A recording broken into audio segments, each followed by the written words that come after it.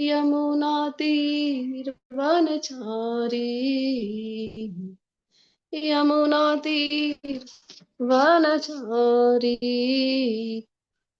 जय राधा माधव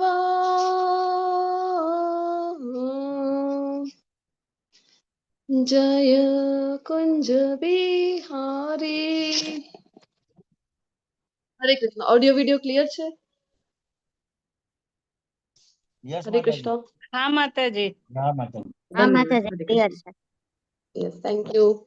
તો શ્રી શ્રી રાધા ગોવિંદના સરસ મજાના દર્શન થઈ રહ્યા છે। એમના ચરણોમાં ભગવાનના શાશ્વત ભક્ત એવા અર્જુનજી શ્રીલા પ્રભુપાદજી, આપણા ગુરુ મહારાજ છે પરમ પૂજ્ય જય પતાકા સ્વામીજી મહારાજ, પરમ પૂજ્ય નામાનિષ્ઠ પ્રભુજી અને આપણા બધા જ શિક્ષા ગુરુઓને, તમને બધા વૈષ્ણવોને પ્રણામ કરીને આજના આ સેશનની શરૂઆત કરીશું। મંગલાચરણની પ્રાર્થના સાથે બધાને વિનંતી છે મ્યુટ રહીને મારી સાથે મંગલાચરણમાં અવશ્ય સહભાગી થાઓ। ओम अज्ञानतिमिरान्धस्य ज्ञानाञ्जनशलाकया चक्षुरुन्मिलितं येन तस्मै श्रीगुरुवे नमः। श्रीचैतन्यमनोभीष्टं स्थापितं येन भूतले स्वयं रूप कदा मह्यं ददाति स्वपदान्तिकं। वन्देऽहं श्रीगुरो श्रीयुतपदकमलं श्रीगुरुन् वैष्णवांश्च श्रीरूपं साग्रजातं सगणरघुनाथान्वितं तं सजीवं साद्वैतं सावधूतं परिजनसहितं श्रीकृष्ण चैतन्य देवं श्री राधा कृष्ण पादान् सगणललिता श्री विशाखान्वितांश्च।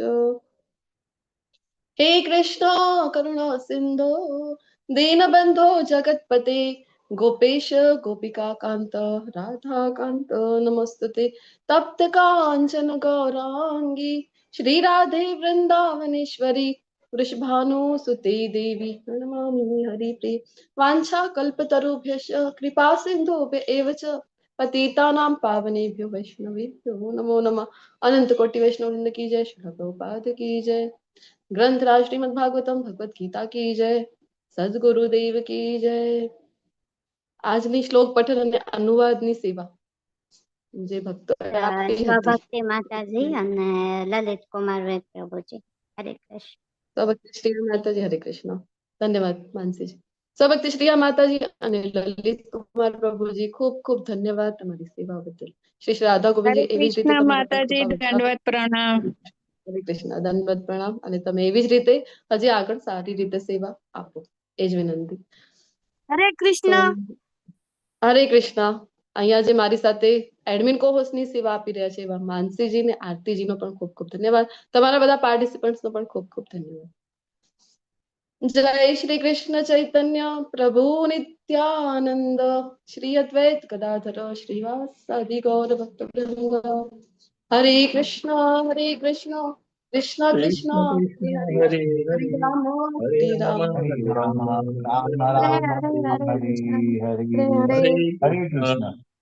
हरे कृष्ण। वेलकम। स्वागत है तुम्हारे राधा गोविंद टेम्पल इस्कॉन कुल्लाई मंगळूरना वतीથી। આજે આપણે हरे कृष्ण प्रवेश કરી રહ્યા છીએ। हरे कृष्ण। આજે પ્રવેશ કરી રહ્યા છીએ। हरे कृष्ण।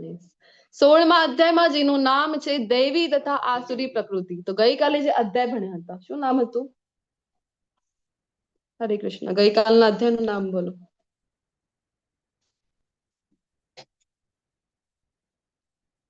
हरे कृष्ण। आवाज આવે છે ને મારું?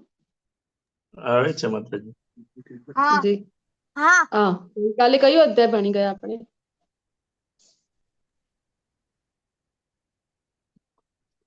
એનું નામ બોલવાનું છે ગઈકાલના અધ્યાયનું। પુરુષોત્તમ યોગ। પુરુષોત્તમ યોગ 15મો અધ્યાય ભણ્યા પૂર્ણ પૂર્ણ પુરુષોત્તમ યોગ। પૂર્ણ પુરુષોત્તમ યોગ 15મો અધ્યાય। જ્યાં ભગવાને સરસ મજાનું વર્ણન કર્યું છે પોતાના ધામ। તો ધામનું વર્ણન કર્યું છે શું કામ? તો આપણે ઈચ્છા વ્યક્ત કરીએ। ભગવાને કહી દીધું છે 8મા અધ્યાયમાં કે અત્યારે જે જગ્યા ઉપર તમે રહી રહ્યા છો કેવું છે? 8.15માં જે કીધું છે આ ભૌતિક જગત કેવું છે? દુઃખાલય। દુઃખાલયમ અને અશાશ્વત। પછી ગઈકાલે શરૂઆતમાં જ કીધું હતું ને વિરક્તિના શસ્ત્ર વડે આ ભૌતિક જગત જે છે, ભૌતિક જગત રૂપી સ્થળ જે છે એને કાપી નાખવાનું. અને પછી તો કીધું હતું કે એવા સ્થળની શોધ કરવી કે જે કેવું છે, શાશ્વત છે, અને એ જ પરમેશ્વર શ્રી રાધા ગોવિંદજી છે એમનું શરણ લેવું જોઈએ. એવું ગઈકાલના અધ્યાયમાં આપણે ભણ્યા હતા. તો ભગવાનના ધામમાં જે સરસ મજાનું વર્ણન કરેલું છે, ત્યાં આપણને બધાને જે આપણો લાઈફનો જે ગંતવ્ય છે, જે પરમ ધ્યેય છે, એ છે ભગવત પ્રાપ્તિ, ભગવાનના ધામની પ્રાપ્તિ. તો એ પ્રાપ્ત થાય એના માટે કંઈક આપણી પાસે પણ પાત્રતા હોવી જોઈએ કે નહીં, કે આપણને ભગવાનનું ધામ મળે. તે પાત્રતા સમજવા માટે આજનો આ અધ્યાય આવી રહ્યો છે, જ્યાં ગુણોની વાત થઈ રહી છે. ફરી ગુણો એટલે નેચરમાં આપણે આપણા સ્વભાવમાં જે ઉતારી શકાય એવા ગુણોની વાત થઈ રહી છે. તો દૈવી તથા આસુરી પ્રકૃતિ. તો 14મો અધ્યાય જે ભણ્યા હતા એનું નામ શું હતું? 14મા અધ્યાયનું? હરે કૃષ્ણ. પ્રકૃતિના 3 નિયમ. પ્રકૃતિના 3 વિભાગ યોગ. યોગ. ત્યાં આપણે જોયું હતું કે આપણી માટે ટેસ્ટ ગુણત્રય વિભાગ યોગમાં 3 ગુણ. હા, ગુણત્રય વિભાગ યોગ. તો આપણી માટે ટેસ્ટ હતી જોવા માટે કે જે સમજીએ આપણે, તો આપણે ચેક કરી શકાય કે અત્યારે આપણા ઉપર કયા ગુણનો પ્રભાવ વધારે છે. તો આજનો જે અધ્યાય છે એ પણ આપણી પાસે ટેસ્ટની સમાન છે. જ્યારે આપણે બધા ગુણો સાંભળીએ, જે ભગવાને વર્ણન કરેલા છે, એ ગુણો સાંભળીને આપણને પ્રશ્ન થવું જોઈએ કે કયા ગુણનો પ્રાધાન્ય આપણી પણ વધારે છે, દૈવી ગુણો છે મારી અંદર કે આસુરી ગુણો છે. અને ખબર પડે કઈ જગ્યા પર છીએ તો આપણે પ્રયત્ન કરીએ, તો આપણે ઈચ્છા વ્યક્ત કરીએ કે ના, મારે આ ગુણો ડેવલપ કરવા જોઈએ. તો શરૂઆત કરીશું આજના આ અધ્યાયની. અધ્યાય 16મો અને શ્લોક 1. શ્રી ભગવાન વાચ અભયમ સત્વ સંશુદ્ધિર જ્ઞાન યોગ વ્યવસ્થિતિ દાનમ દમશ્ચ યજ્ઞશ્ચ સ્વાધ્યાય તપ આર્જવમ. ગુણો બતાવવાની શરૂઆત કરી રહ્યા છે ભગવાન કે ધામમાં આવવું છે, પરંતુ કઈ પાત્રતા તો તમારી પાસે હોવી જોઈએ કે નહીં. તો એટલા માટે તે સરસ મજાનું વર્ણન કરી રહ્યા છે દૈવી ગુણોનું. અહીંયા ભગવાન, જો દૈવી ગુણ હોય તો ભગવાનના ધામમાં એન્ટ્રી મળે. તો સૌથી પ્રથમ જે ગુણની અહીંયા વાત કરી રહ્યા છે એ છે અભયમ. અભયમ એટલે કે નિર્ભયતા. તો આ ગુણ ક્યારે આવે છે? છેલ્લા પ્રભુપાદજી કહે છે કે સંન્યાસ જો કોઈને લેવું હોય જીવનમાં, સંન્યાસ માટે જે અર્જુનજી વારંવાર પૃચ્છા કરે છે 18મા અધ્યાયમાં ફરીથી કરવાના છે. તો સંન્યાસ કોઈ વ્યક્તિએ ત્યારે જ લેવું જોઈએ. ક્યારે? કે જ્યારે એને શ્રી કૃષ્ણ વિરક્તિ, ગઈકાલે કીધું હતું ને કે વિરક્તિ. તો વિરક્તિ ક્યારે લેવી જોઈએ, સંન્યાસ ક્યારે લેવું જોઈએ? કે જ્યારે કૃષ્ણ પ્રત્યે આસક્તિ વધારે છે એ સમયે વિરક્તિ અહીંયાથી લેવું જોઈએ. સંન્યાસ ત્યારે જ લેવું જોઈએ જ્યારે પૂર્ણ પુરુષોત્તમ પરમેશ્વર ઉપર પૂર્ણ વિશ્વાસ હોય કે ના, હવે હું ત્યાં જઈશ. તો આપણે 5મા અધ્યાયમાં 3જા અધ્યાયમાં ચર્ચા કરતા હોય કે અહીંયાથી સંન્યાસ તો લઈ લે, પરંતુ ત્યાં જઈને વિચારો કેવા છે મનમાં. અહીંયા તો કંટાળીને સંન્યાસ લેતા હોય છે મોસ્ટલી, કે પત્ની છે ખૂબ કે કુકુ કરે આખો દિવસ, બાળકો છે ખૂબ ડિમાન્ડિંગ છે, કે માનતા નથી.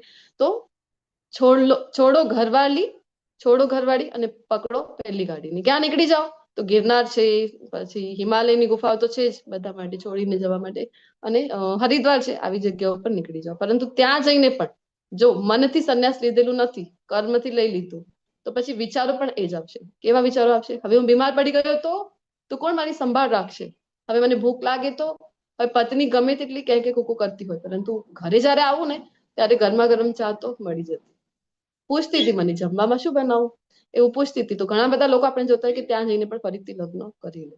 તો ક્યારે લેવું જોઈએ સંન્યાસ? જ્યારે અભયમ આવી ગયું છે કે ના, મારા કૃષ્ણ છે ને એના માટે હું આ સંન્યાસની વિધિમાં આગળ વધ્યો છું. તો કૃષ્ણ બધાનું ધ્યાન રાખે છે કે નહીં, તો મારું પણ ધ્યાન છે એ કૃષ્ણ રાખશે. આવું જયારે પૂર્ણ વિશ્વાસ હોય તો જ સંન્યાસ લેવું જોઈએ. અને ખૂબ સુંદર એક વર્ણન આવે છે અભયચરણ સિરીઝ કરીને. આપણા જે શ્રીલા પ્રભુપાદજી છે એમનું નામ હોય છે અભયચરણ. તો એમના ઉપર મેં કીધું હતું તમને, ડે 1માં તમને માતાજી જણાવ્યું છે કે અભયચરણ સિરીઝ પણ છે. એમાંનો એક પ્રસંગ આવે છે શ્રીલા ભક્તિ વિનોદ ઠાકોરજી મહારાજના જીવનનું, કે જ્યારે એમની ગામની બાજુમાં એક બાબા આવી ગયા હતા, ફલગુ બાબા કરીને, અને ખૂબ હેરાન કરતો હતો. એને સિદ્ધિ પ્રાપ્ત કરી લીધી હતી. તો સિદ્ધિ પ્રાપ્ત કરવી કોઈ આમ જોવા જઈએ તો મોટી વાત નથી. આમ કહેવાય છે કે 12 વર્ષ સુધી કોઈ સાધના કરી હોય ને તો સિદ્ધિ મળી જાય છે. તો એને પણ અમુક સિદ્ધિઓ પ્રાપ્ત કરી લીધી હતી. એ ખૂબ હેરાન કરતો હતો ગામવાળા લોકોને. તો કોઈ આવીને જણાવ્યું ભક્તિ વિનોદ ઠાકોરજી મહારાજ. કોણ હતા ભક્તિ વિનોદ ઠાકોરજી મહારાજ? એ જણાવો પહેલા. હું કહું માતાજી. જી હા ભક્તિ સિદ્ધાંત સરસ્વતી મહારાજના પિતાશ્રી. હા ખૂબ સરસ ભક્તિ શ્રી અનંતજી. તો પ્રભુપાદજીના જે ગુરુ હતા એટલે કે ગઈકાલે આપણે જોયું ને કે એમનો આવિર્ભાવ દિવસ હતો શ્રીલા ભક્તિ સિદ્ધાંત સરસ્વતી ઠાકોરજી મહારાજ, એમના પિતા એટલે કે ભક્તિ વિનોદ ઠાકોરજી મહારાજ. સ્ટાર્ટિંગમાં મેં જે ગીત ગાયું ને જય રાધા માધવ, એમની દ્વારા એ લખાયેલું છે. એવા મહાન ભક્ત આપણી ગુરુ શિષ્ય પરંપરાના મહાન આચાર્ય એવા ભક્તિ વિનોદ ઠાકોરજી મહારાજના જીવનનો પ્રસંગ છે. તો એમને કોઈ જણાવ્યું કે બાજુના ગામમાં આવું આવું થઈ રહ્યું છે, તમે કઈ આમાં મદદ કરો ને, કારણ બધા જાણતા હતા કે કેટલા મોટા ભક્ત છે. તો એ નીકળી ગયા, એ જે બાબા હતા ફલ્ગુ બાબા, એમની સામે લડવા માટે પોતે નીકળી જાય છે. તો એમના પત્ની રોકે છે, કારણ કે ઘણી બધી એવી વિદ્યાઓ જાણતા હતા જેનાથી બીજાને હેરાન કરી શકે. તો પત્ની રોકી કે ના એકલા તમે નહીં જતા. તો એ કહે છે એકલો ક્યાં છું, મારી સાથે આ છે ને શ્રીમદ ભાગવતમ. તો આપણા બધા આચાર્યોને, ષડગો સ્વામીગણને બધાને ભાગવતમ ઉપર એટલો વિશ્વાસ છે. તો કારણ કે એનો એટલો જ લાભ હોય છે. તો પૂર્ણ શ્રદ્ધા હોવી જોઈએ. તો એમને હતી શ્રદ્ધા કે શ્રીમદ ભાગવતમ મારું રક્ષણ કરશે. ને ત્યાં જઈને શું કરે છે, એ અમુક અમુક પ્રકારની સિદ્ધિઓ હતી, તો એવા બધા જાદુ કરતો હતો એ જે ફલ્ગુ બાબા હતો. પરંતુ અહીંયા બીજી બાજુ ભક્તિ વિનોદ ઠાકોરજી મહારાજ શું કરી રહ્યા છે, તો શ્રીમદ ભાગવતમ ખોલીને મોટે મોટેથી એના શ્લોકોનું વાંચન કરી રહ્યા છે. અને એના શ્લોકોના વાંચનથી જે એના ઉપર જે સિદ્ધિઓનો પ્રયોગ કરી રહ્યો હતો ને બાબા, એ ઉલટાનું એ બધી સિદ્ધિ એ ફલ્ગુ બાબાના ઉપર જ કાર્ય કરે છે અને એનું જ જે છે પતન કરાવી દે છે અંતમાં. તો એવું હોય છે. અભયમ જ્યારે ભક્તો ભક્તિમાં આવે છે, ભક્તિની પૂર્ણ અવસ્થાને પ્રાપ્ત કરે છે, તો પૂર્ણ પુરુષોત્તમ પરમેશ્વર ઉપર પૂર્ણ વિશ્વાસ છે. તો અભયમ દૈવી ગુણનો પ્રદર્શન જે કરે છે. પછી બીજો જે ગુણ છે એ કહી રહ્યા છે કે આત્મશુદ્ધિ. આત્મશુદ્ધિ માટે એટલે કે ઇન્ટરનલ જે આપણે કહેવાય કે ક્લીનલીનેસ, આત્મશુદ્ધિ, અંતરશુચિ ક્યારે આવે છે? એ જ્યારે આપણે ભગવાનની ભક્તિને સેવા કરીએ, નામ જપ અત્યારે કલયુગમાં છે, તો નામ જપ કરીશું તો આત્મશુદ્ધિ છે એ ઓટોમેટિક થઈ જશે. આટલા બધા ગુણોનું વર્ણન આજે દૈવી ગુણોનું કરવાના છે. પછી આપણે 13મા અધ્યાયમાં પણ ભણ્યા હતા જ્ઞાન માટે 20 જે ભગવાનની ગુણો જણાવ્યા હતા કે આ બધાને હું જ્ઞાન ઘોષિત કરું છું, આના સિવાય જે કઈ છે એ બધું અજ્ઞાન છે. 12મા અધ્યાયમાં ઘણા બધા ગુણો જોયા કે જે પ્રિય ભક્તોમાં હોય છે. 12મા અધ્યાયમાં, 13મા અધ્યાયમાં જ્ઞાનમાં કીધું. 14મા અધ્યાયમાં જ્યારે જણાવ્યું હતું કે ગુણાતીત અવસ્થામાં કોઈ છે તો એને કેવી રીતે ઓળખવા, તો એના માટે પણ અમુક ગુણો બતાવ્યા હતા. તો વારંવાર આજે 16મા અધ્યાયમાં પણ આટલા બધા ગુણો બતાવવાના છે ભગવાન. તો આ બધા ગુણો માટે આપણે જેમ પહેલા વાત કરી છે કે એક એક ગુણની પ્રેક્ટિસ કરવાની છે. બોલો તમે, એક એક ગુણની પ્રેક્ટિસ. આજે અભયમ, ચલો આવતીકાલે કયું, તો દાનમ, પછી તપમ. આવી બધી એક એક જે છે એક એક ગુણની પ્રેક્ટિસ કરવી પડશે. શું કરવાનું રહેશે આપણને? એક એક ગુણની નહીં કરવી પડે. હા, તો આપણે કરવું શું છે? ગુરુના બતાવ્યા માર્ગ પર આપણે ચાલીશું, નિયમો જે આપ્યા છે એ પાલન કરીએ ને જપ કરીએ આપણે. તો જપ જે છે એ શિલા પ્રભુપાદજીના આપણે જીવન પ્રસંગમાં જોતા હોય છે કે માત્ર નામ જપ કરવાથી અને પ્રસાદ આરોગવાથી બધા જે હિપ્પીઓ હતા એ શુદ્ધ ભક્તમાં કન્વર્ટ થઈ ગયા હતા કે નહીં? તો આત્મશુદ્ધિનો કાર્ય કરે છે આ જે નામ જપ છે. તો આપણે પણ નામ જપ કરીએ. શું કામ આપણે લેવલ 1માં નામ જપ કરતા હોય છે? કારણ કે પ્રેક્ટિકલી છે, પ્રેક્ટિકલી ઇમ્પ્લિમેન્ટ કરીએ તો એનો લાભ છે આપણને મળે છે. તો નામ જપ કરીશું તો આત્મશુદ્ધિ થશે અને ધીરે ધીરે બધા જ ગુણ દુર્ગુણો છે, આપણે કીધું ને કે વોશિંગની એક પ્રોસિજર ચાલી રહી છે જ્યારે આપણે ભજન ક્રિયામાં આવી ગયા છે. તો અનર્થ નિવૃત્તિની પ્રોસિજર ચાલુ છે. તો ધીરે ધીરે અવગુણો જતા રહેશે અને આ બધા ગુણો જેનું વર્ણન ભગવાન કરી રહ્યા છે એ પોતાની મેળે બાય પ્રોડક્ટ છે કે આવી જશે. તો આધ્યાત્મિક જ્ઞાનનું સંવર્ધન એને દૈવી ગુણ કીધું છે. એટલા માટે તમે જો તો તમને ખ્યાલ આવશે કે ઇસ્કોનના જે કોઈ પણ ડિવોટીઝ હોય છે, કારણ શ્રીલા પ્રભુપાદજીનો એમને ડાયરેક્ટ આદેશ હતું કે દરરોજ શાસ્ત્રનું વાંચન પઠન થવું જોઈએ. તો શ્રીમદ ભગવદ્ ગીતા એવું પ્રોગ્રામિંગ બનાવીને આપેલું છે શ્રીલા પ્રભુપાદજી દ્વારા કે સવારના શ્રીમદ ભાગવતમ અને સાંજના ભગવદ્ ગીતા, તો રોજ એનું પઠન પાઠન થવું જોઈએ. કારણ કે દૈવી ગુણ ભગવાન પોતે પણ કહી રહ્યા છે. તમને પણ વિનંતી કરીશ, જરૂર તે શ્રીમદ ભગવદ્ ગીતા જે છે આપણે લેવલ 1માં આવી ગયા છે, તો એક આપણી પાસે પોતાની હાર્ડ કોપી હોવી જરૂરી છે. સોફ્ટ કોપી તો તમને બધાને લિંક મળી ગઈ હશે જ્યારે ક્લાસ જોઈન કર્યા ત્યારે, પરંતુ એક પોતાની એક ભગવદ્ ગીતાની કોપી હોવી ખૂબ જરૂરી છે. આપણે બધા સનાતની છીએ, પોતાને સનાતની કહીએ છીએ, તો જે બેઝ છે એનું ભગવદ્ ગીતા એ તો આપણી પાસે હોવી જોઈએ. અને માત્ર રાખવાથી કઈ લાભ મળશે ખોલવું પડશે, વાંચવું પડશે. તો દરેક વ્યક્તિને વિનંતી છે કે ભગવદ્ ગીતા લો તમે બધા, અને એક એક પેજ તો આપણે વાંચન કરી શકાય કે નહીં, કે ભલે આપણને લાગે કે ના આટલા બધા પેजेस છે, ક્યારે વાંચીએ, અમને સમય ક્યાં છે. તો એક પેજ થી શરૂઆત આપણે કરી શકાય છે, એક શ્લોક થી શરૂઆત કરી શકાય છે. 5 મિનિટ તો આપણે કાઢી શકાય એવરીડે. તો ધીરે ધીરે શું થશે, એની જે આદત છે એ કેળવાશે. તો આધ્યાત્મિક જ્ઞાનના સંવર્ધનને ભગવાને દૈવી ગુણમાં મૂકેલું છે. દાન, તો યજ્ઞ દાન અને તપ ભગવાન પોતે પણ કહે છે, ડાયરેક્ટ આદેશ આપે છે કે ક્યારે પણ એનો ત્યાગ ન જતે, ક્યારે પણ એનો ત્યાગ કરવો જોઈએ નહીં. તો દાન કરવું કેવી રીતે, કઈ જગ્યાએ કરવું જોઈએ, એ હવે આવતીકાલના અધ્યાયમાં જ્યારે 17મો અધ્યાય ભણીશું તો બધું જ 3 ગુણોમાં અવસ્થિત આપણે ત્યાં ભણવાના છે. યજ્ઞ દાન તપ આહાર અને શ્રદ્ધા, એ બધું આપણે 3 ગુણમાં અવસ્થિત ભણવાના છીએ. તો ત્યારે ડિટેલમાં એના વિશે આપણે ચર્ચા કરીએ કે દાન કઈ જગ્યાએ કરવું જોઈએ, કયા ગુણમાં દાન કરીએ તો કેવું કહેવાય છે. આત્મસંયમ, ઇન્દ્રિયો ઉપર આપણો જે છે કંટ્રોલ હોવો જરૂરી છે. આ છે આત્મસંયમની. તો આપણે એ જ કરતા હોય છે કે ના આખો દિવસ આપણું જાય છે સેન્સ ગ્રેટિફિકેશનમાં. યજ્ઞપરાયણતા, યજ્ઞપરાયણતા આપણે જોઈ ગયા છીએ કે યોગ પ્રમાણે જે યજ્ઞ હોય છે. સતયુગ હતું તો ધ્યાન, કારણ કે આયુષ્ય પણ એટલું હતું. પછી આવ્યું ત્રેતાયુગ, ત્રેતાયુગ તો એમાં જે સ્વાહા સ્વાહા વાળું યજ્ઞ છે એ યુગ ધર્મ હતો. પછી આવ્યું દ્વાપર યુગ, તો દ્વાપરે પરિચર્યા, તો દ્વાપર યુગમાં અર્ચા વિગ્રહની સેવા. કારણ કે આપણે વાત કરી હતી કે મંદિરો મોટા મોટા હતા, મકાનો નાના હતા, વધારે ને વધારે સમય મંદિરોમાં વિતાવતા હતા, અને સંકીર્તન શાસ્ત્ર શ્રવણ પઠન એ બધું થતું હતું. અત્યારે આપણે છીએ કલયુગમાં. કલયુગનો જે યુગ ધર્મ છે, યજ્ઞ છે, કયું છે બોલો? યજ્ઞાનામ જપ યજ્ઞોસ્મિ. હરી બોલ. જે આપણે ભણી ગયા છીએ 10મા અધ્યાયમાં વિભૂતિ યોગમાં ભગવાન પોતે કહે છે ને ભગવદ ગીતામાં, યજ્ઞ નામ જપ યજ્ઞોસ્મિ, કે યજ્ઞમાં હું પવિત્ર નામનો જપ છું. તો યજ્ઞ પરાયણ તો હોવી જરૂરી છે. તો અહીંયા યજ્ઞ પરાયણ એટલે આપણે આમ મોટા હવનોનું આયોજન કરવાનું નથી. આમ ચલો ભગવાને કીધું છે તો દર મહિને એક હવન કરીએ, પોસિબલ છે આપણી માટે. યજ્ઞ પરાયણતા ભગવાન દેવી ગુણમાં કહી રહ્યા છે, તો એવરીડે તો છોડી દો, મહિનામાં એકવાર કોઈ કહે કે ના દરેક મહિનામાં એક વખત હવન કરવું છે. કેટલી બધી સામગ્રી લાગે, કેટલો બધો સમય લાગતો હોય છે.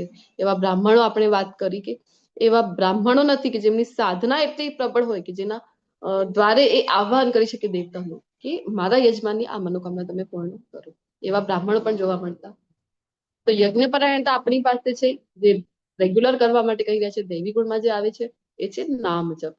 તો રોજ બેસીને તમને કહું કે રોજ યજ્ઞ કરવાનું છે તો ખૂબ ઇઝીલી તમે કરી શકો છો. જે જગ્યા ઉપર તમે છો એ જગ્યા ઉપર એક ભીડ બેગ લઈ લો અને સરસ મજાની એક માળા કરી લો, થઈ ગયો યજ્ઞ. વેદાધ્યન, વેદાધ્યન વેદોનું જે અધ્યયન છે એને દૈવી ગુણમાં મૂકેલું છે. અત્યારે આપણે કલયુગમાં છીએ તો વેદો ભણવા આટલું બધું આપણી પાસે સમય નથી. તો જેમ આપણે ગીતા મહાત્મ્ય પરમ પૂજ્ય શંકરાચાર્યજી દ્વારા જે આપેલું છે એમાં આપણે જોયું હતું ને કે વેદોનો સાર રૂપે આજે છે ઉપનિષદ, ગીતોપનિષદ કીધું છે ભગવદ્ ગીતાને. તો અહીંયા આપણે ભગવદ્ ગીતાથી શરૂઆત કરી શકાય છે. ભગવદ્ ગીતાનું વાંચન કરીએ, પછી શ્રીમદ ભાગવતમનું. તો આ વેદાધ્યનમાં આપણી પાસે અત્યારે કલયુગમાં ગણી શકાય છે. અને તપશ્ચર્યા, તપશ્ચર્યા જે છે તપશ્ચર્યા પણ 2 પ્રકારની હોય છે. એક તો શરીરથી છે અને બીજું છે મનથી, વાણીથી. આવતીકાલે જે અધ્યાય છે ત્યારે આપણે જોઈશું, જ્યારે તપ વિશે જાણીશું તો ડિટેલમાં ત્યારે ચર્ચા કરી. તો તપશ્ચર્યા કરવી જોઈએ. નાના નાના તપ આપણે કરી શકાય છે. આપણે બધા અત્યારે હવે લેવલ 1 ના ક્લાસ સુધી આવી ગયા છે, 16મા અધ્યાય સુધી આવી ગયા છે. તો એકાદશીનો વ્રત જે છે એ આપણે કરી શકાય છે. એકાદશીનો વ્રત બધા જ વૈષ્ણવો કરતા હોય છે. એકાદશીને માધવ તિથિ કહેવામાં આવેલી છે, ભગવાનની પ્રિય તિથિ છે. તો એ આપણે નાની નાની વસ્તુ કરીને તપશ્ચર્યામાં આપણે સહભાગી થઈ શકાય છે. પછી આવે છે સાદાઈ, સરળતા. તો સરળતા જે છે, ભગવાનના ભક્તો કેવા હોય છે એની પહેલા પણ આપણે ચર્ચા કરી ગયા છે કે સરળ હોય છે, સ્વભાવથી સરળ અને રહેણી કરણીથી પણ સરળ. ભગવાનના ભક્તોનું જે રહેન સહેન છે એ જોઈને પણ આપણને કૃષ્ણ છે એ યાદ આવી જવા જોઈએ. આજકાલ કેવું થઈ ગયું છે, પહેલા આપણે સાંભળતા હતા ને કે સાદો જીવન અને ઉચ્ચ વિચાર. આજકાલ ઉલટો થઈ ગયો છે. જીવન શૈલી જે છે તો કે છે કે ખૂબ હાઈ ફાઈ અને વિચારસરણી ખૂબ નિમ્ન સ્તરની. કેટલી આપણે કહેવાય કે નિમ્ન જે વિચારસરણી છે બધાની થઈ ગઈ છે. મારું અને પોતાનું, બસ આના સિવાય આપણે કાંઈ જ વિચારતા નથી. બીજો કોઈ આપણે જોવા જઈએ તો માનવ પણ પોતાને કહી શકાય નહીં. આપણે આજુબાજુ કોઈને જરૂર છે, કોઈ પીડામાં છે, તો પણ આપણે એની પ્રત્યે આપણા મનમાં દયા આવે. આપણે તો વ્યસ્ત છીએ, આપણી પાસે સમય ક્યાં છે? આપણે તો આપણો મોબાઈલ જે છે એ જ સ્ક્રોલ કરવામાં વ્યસ્ત છે. તો એવા આપણે આજકાલ બધા થઈ ગયા છે. તો ભગવાનના ભક્તો એવા હોતા નથી. સરળ હોય છે એમનું જીવન શૈલી છે, એ સરળ હોય છે ને વિચાર છે એ ઉચ્ચ હોય છે. જે ગેટઅપ છે એ જોઈને જ આપણને કોણ યાદ આવી જાય? કૃષ્ણ યાદ આવી જાય. પ્રભુજીઓ છે તો સરસ મજાનું ધોતી કુર્તો પહેરેલું છે, તિલક કરેલું છે, કંઠી માળા ધારણ કરેલી છે, માતાજીઓ સાડી પહેરેલી છે, વૈદિક પરંપરા અનુસાર વસ્ત્ર ધારણ કરેલા છે. કોણ યાદ આવે એમને જોઈને? આપણને કૃષ્ણ છે એ યાદ આવે છે. દૂરથી જ કોઈ જોઈ આપણને તો કેટલું સારું આપણને પોતાને પણ લાગે કે જય શ્રી કૃષ્ણ આપણને કહે, હરે કૃષ્ણ આપણને કહે, અથવા તો રાધે રાધે કહેતું હોય છે તો આપણને પણ કેટલું સારું લાગે. તો ભગવાનના ભક્તો એવા હોય છે.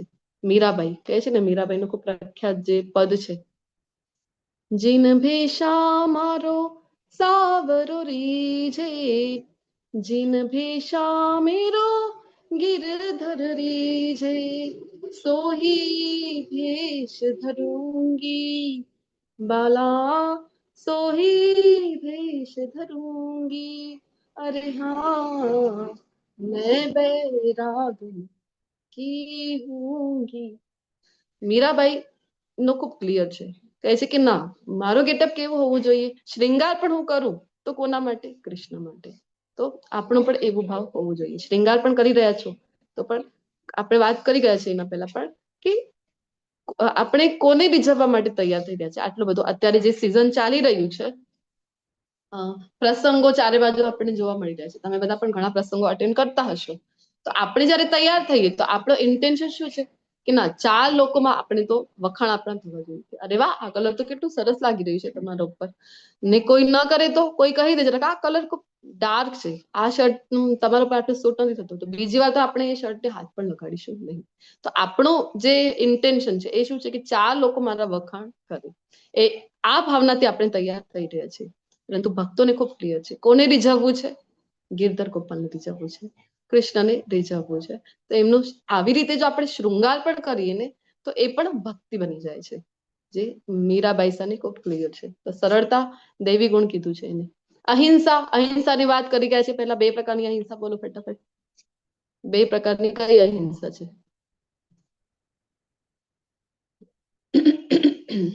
હરે કૃષ્ણ.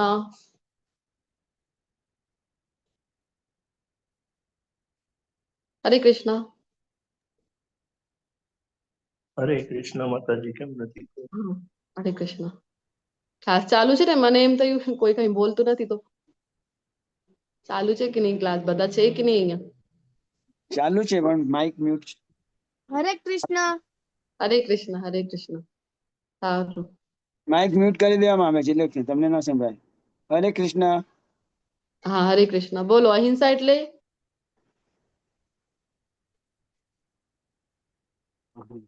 કોઈને પણ મનથી, વચનથી, કર્મથી કે કશાથી પણ કોઈને દુઃખ પહોંચાડવું નહીં, એટલે અહિંસા કહેવાય. ખૂબ સરસ, ધન્યવાદ પ્રભુજી. યસ, હજી કોઈની આધ્યાત્મિક પ્રગતિમાં રૂકાવટ ન કરી. જીવ હિંસા કરીએ તો આધ્યાત્મિક પ્રગતિમાં રૂકાવટ થાય. જી લલિત કુમાર પ્રભુજી, ખૂબ ખૂબ ધન્યવાદ. કોઈને ખોટી આપણે રીતે હેરાન કરવું એને અહિંસા કહે છે. ન કરવું, હા, ન કરવું એને અહિંસા કહે છે, કરીએ તો હિંસા. ઓકે, ખૂબ સરસ. તો આપણા લીધે કોઈની જો મૃત્યુ થઈ જાય છે, હિંસા થઈ જાય છે, તો એની આપણે વાત કરી હતી કે દરેક જીવ માત્રની એક આધ્યાત્મિક જર્ની છે, એક પ્રવાસ છે એનું, તો એને આપણે રોકી રહ્યા છીએ. તો આપણા લીધે એને ફરીથી એ યોનિમાં જન્મ લેવું પડે. તો આવું આપણા લીધે થવું જોઈએ નહીં. અહિંસા ને બીજું જે શિલા પ્રભુપાદજી આપણને જે એનું અર્થ સમજાવે છે અહિંસાનું, કયું છે બોલો? આપણી પાસે જ્ઞાન હોય ને આપણે કોઈને ન આપીએ તો હિંસા બધી કહેવાય. કૃષ્ણ ભાવનામૃતમાં આવ્યા પછી પણ કોઈને કૃષ્ણ તરફ ના લઈ જઈએ તો એ અહિંસા છે. ન લઈ જઈએ તો અહિંસા છે, ન લઈ જઈએ તો. ખૂબ સરસ માતાજી, ધન્યવાદ. ધન્યવાદ લલિત કુમાર પ્રભુજી. તો આપણી પાસે આટલું બધું જ્ઞાન આવી ગયું કે જેના દ્વારે ભગવત પ્રાપ્તિ, ભગવાનના ધામનું જે ગઈકાલે વર્ણન સાંભળ્યું, ભગવાનના ધામમાં પણ આપણને પ્રવેશ મળી શકે છે. તો એ જ્ઞાન આપણે જો કોઈની સાથે શેર નથી કરી રહ્યા તો આપણે હિંસા કરીએ છીએ. તો એ જ્ઞાન અવશ્ય આપણા માધ્યમથી કોઈ સુધી પહોંચે, કોઈ ને કોઈ માધ્યમથી. અલગ અલગ માધ્યમ હોઈ શકે છે. આવું નહીં કે આપણે કોઈને આમ આપણી સમક્ષ બેસાડીને ના તું હવે સાંભળ મારી પાસેથી આ બધું જ્ઞાન, આવું કરીએ તો જ એને જ્ઞાન પહોંચાડ્યું છે. અલગ અલગ માધ્યમ છે, લિંક શેર કરીને પણ આપણે એનો ભાગ એક બની રહ્યા છીએ, અથવા તો નાની નાની જે સેવાઓ છે એ આપીને પણ આપણે એનો ભાગ બની રહ્યા છીએ. આપણને જોઈને, આપણે જયારે વાત કરીને સાદા સરળતાની, આપણને જોઈને આપણું ગેટઅપ જોઈને કે તમારા મસ્તક ઉપર તિલક લાગેલું છે, તો એ જોઈને પણ આપણે છે પ્રચાર કરી રહ્યા છીએ કૃષ્ણ ભાવનામૃતનો. આપણે જોઈને કૃષ્ણને યાદ આવે છે, ધીરે ધીરે એને પણ ઈચ્છા થાય કે ના આ બધું તમે ક્યાંથી ક્લાસ કરી રહ્યા છો, એને પણ મનમાં ઈચ્છા થાય. તો અલગ અલગ માધ્યમ છે જેના દ્વારા આપણે એમાં સહભાગી થઈ શકીએ છીએ. સત્યતા, સત્ય બોલવું કૃષ્ણ કહી રહ્યા છે કે દૈવી ગુણ છે. આજકાલ તો ખૂબ ઓછું જોવા મળી રહ્યું છે. ખૂબ સરળતાથી આપણે તો એવી રીતે ખોટું બોલી દઈએ કે સત્ય પણ વિચારતું હશે કે અરે આ તો સત્ય નથી. એવું આપણે બધું એવી પ્રવૃત્તિમાં અત્યારે છીએ. ક્રોધ વિહીનતા, નાની નાની વાત ઉપર તરત જ વસ્તુઓ ફેંકી દેવી જોતા હોય છે ને ખૂબ ઇઝીલી. આજકાલે આપણે બાળકોમાં તો ખૂબ જોવા મળતું હોય છે. તો ક્રોધ વિહીનતા અને દૈવી ગુણ અહીંયા કહેવામાં આવેલું છે કે ક્રોધ કરવું જોઈએ નહીં. ભક્તોને ક્રોધ આવતું નથી. જયારે સાધના આપણે એટલી કરતા હોઈએ તો તમે બધાએ પણ એ ફીલ કર્યું હશે, અનુભૂતિ એની કરી હશે કે પહેલા જેટલું ક્રોધ આવી જતું નાની નાની વાતોમાં, એટલું હવે કમ્પેરેટિવલી ઓછું થઈ રહ્યું છે. કારણ કે આપણે વાત કરીએ પ્રોસિજરમાં છીએ, આપણે એક ક્લિનિંગની પ્રોસિજર ચાલી રહી છે. તો ઘણા બધા ભક્તો આપણી સાથે અહીંયા 2 વર્ષથી 3 વર્ષથી જોડાયેલા છે. તો મને કોન્ફિડન્સ છે કે તમારામાંથી બધાને બીજો કોઈ હજી સુધી અનુભવ થયો હશે કે નહીં, પરંતુ ક્રોધ વિહીનતા ઓછી થઈ ગઈ છે, એટલીસ્ટ ઓછું થઈ રહી છે પહેલા કરતા ક્રોધ, એનું તો અનુભવ થયું જ હશે.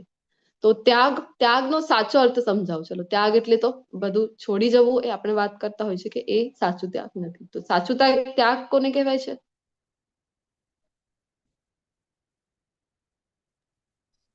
હરે બોલો. કૃષ્ણ માતાજી. હરે કૃષ્ણ.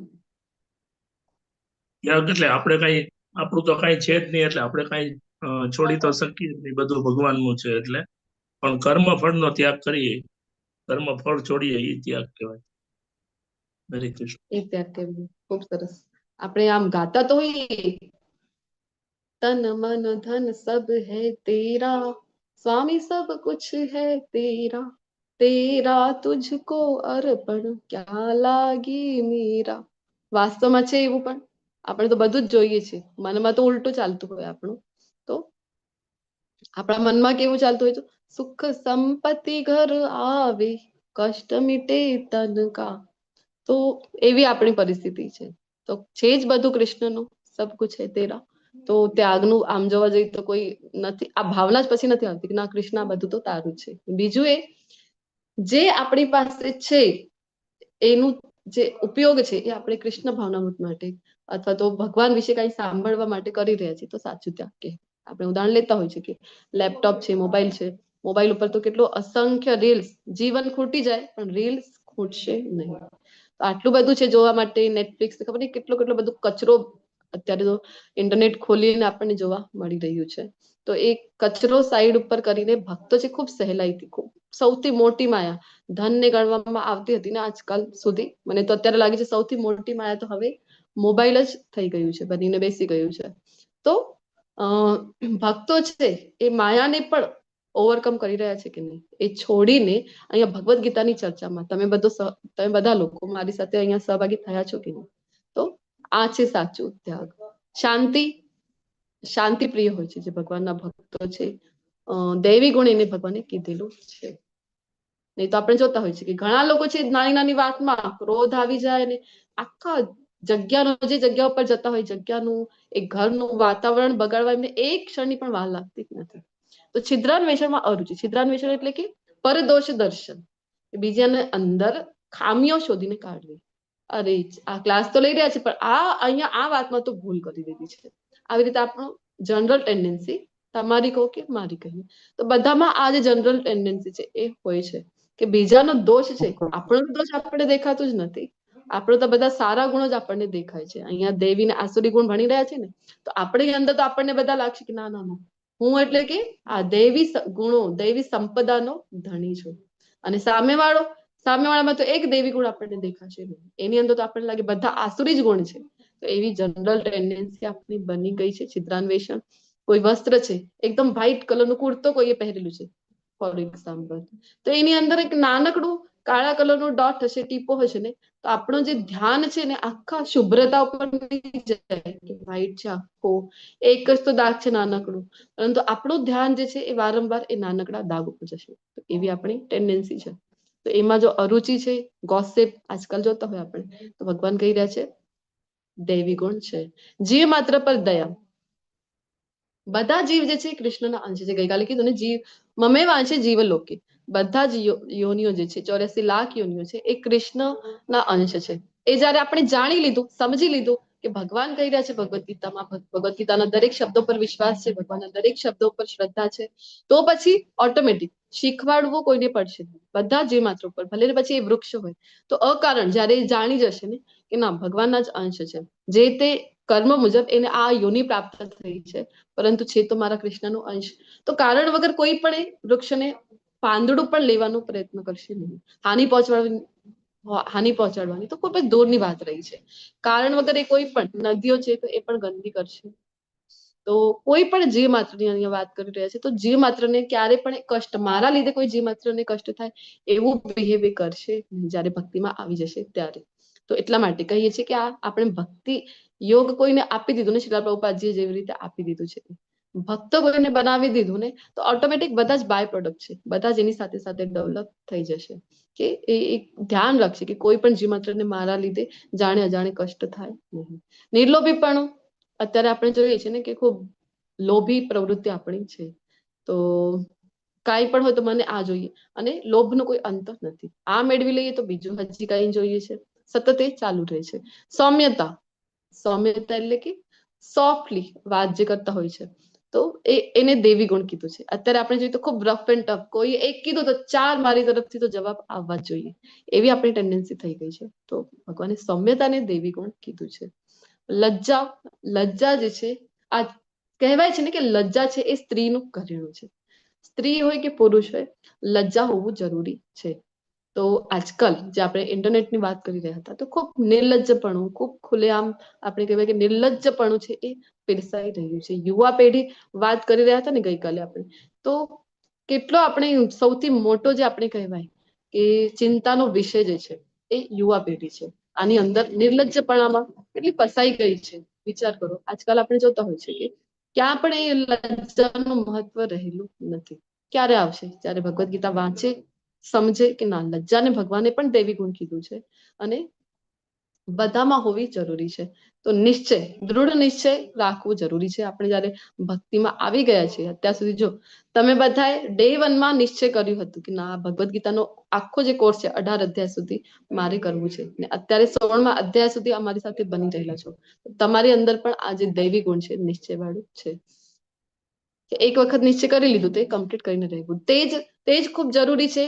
આમ આગળ આપણે જોઈએ 18મા અધ્યાયમાં તો ભગવાન કહે છે ક્ષત્રિયોના ગુણોમાં પણ તેજને મૂકેલું છે. તો તેજ હોવું જરૂરી છે. તેજ હોય જે આપણે બોર્ડર હોય છે, જે દેશની બોર્ડર છે, સીમા છે, એના ઉપર જે કંઈ પણ યોદ્ધાઓ જ્યાં આપણા સંરક્ષણ માટે આટલા આરામથી આપણે અહીંયા જે રહી રહ્યા છે, તો કોના લીધે? આપણે જે ચૈનથી ઊંઘ આપણને આવી રહી છે, કોના કારણે? તો ત્યાં બધા યોદ્ધાઓ દિવસ અને રાત્રે એક કરીને, કેટલો માઇનસ ઠંડી, અત્યારની જે ઠંડી હોય આપણા પ્રદેશની, આપણાથી સહન થતી નથી. બહાર નીકળીએ તો કેટલું બધું પહેરીને નીકળતા હોય છે. વિચાર કરો, -ડિગ્રી ટેમ્પરેચરમાં કોના માટે બધા જે જવાનો છે એ ત્યાં તૈનાત છે. તો બધા દેશવાસીઓ શાંતિપૂર્વક, સુખપૂર્વક રહી શકે, તો આપણા બધા માટે ત્યાં છે.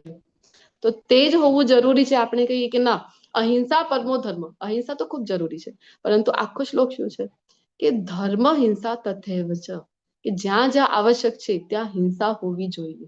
અર્જુનજીની તો ઈચ્છા જ હતી કે યુદ્ધ નથી કરવું. શું કામ આટલું બધું ભગવદ્ ગીતાનું જ્ઞાન આપી રહ્યા છે? તો યુદ્ધ કરે કોના માટે પણ એ ખૂબ જરૂરી છે. ધર્મનો સ્થાપના કરવા માટે, ધર્મનો પક્ષ રાખવા માટે હિંસા ભગવાન પોતે પણ અહીંયા અર્જુનજીને સમજાવી રહ્યા છે. તો જ્યાં જરૂરી છે ત્યાં હિંસા કરવી પણ પડે છે. ધર્મનું રક્ષણ કરવા માટે જો હિંસાની આવશ્યકતા પડે, કેટલા ઉદાહરણો છે જે આપણે જોતા હોય છે કે કેટલા મહાન પુરુષો થઈ ગયા છે. રાજસ્થાનની વાત કરીએ તો મહારાણા પ્રતાપ ને કેટલા બધા, હજી પૃથ્વીરાજ ચૌહાણ છે, કેટલા બધા યોદ્ધા આપણી પાસે. મહારાષ્ટ્રની વાત કરીએ આપણે તો શિવાજી મહારાજ. આવતીકાલે 19 ફેબ્રુઆરી એ શિવાજી મહારાજનો આવિર્ભાવ દિવસ છે. તો મહારાષ્ટ્રમાં તો અત્યારથી આજથી જ બધી જગ્યાએ જે છે તૈયારીમાં બધા લાગી ગયા છે. તે જોવું ખૂબ જરૂરી છે. આવા મહાન જે યોદ્ધાઓ થઈને ગયા છે, જે દેશને સંરક્ષણ આપેલું છે. આપણા સુધી મુગલોને પહોંચવા દીધું નહોતું. શિવાજી મહારાજે આખા સાઉથને, વેસ્ટને સંરક્ષણ એમના લીધે મળેલું હતું. તો તે જ ખૂબ જરૂરી છે. જ્યાં તેજની આવશ્યકતા છે ત્યાં ક્ષમા જે છે ખૂબ મોટું ગુણ છે કે કોઈને પણ પહેલી ભૂલ તો એમ કહેવાય છે કે બધાની ક્ષમા કરી દેવી જોઈએ. પહેલી ભૂલ, બીજી ભૂલ, અને પછી જો વારંવાર કરે છે તો પછી તો એનું જે એક્શન છે યોગ્ય લેવું જોઈએ. નહીં તો એની આદત જ બની જશે ને એ ભૂલથી પછી અપરાધ સુધી પણ પહોંચી શકે છે.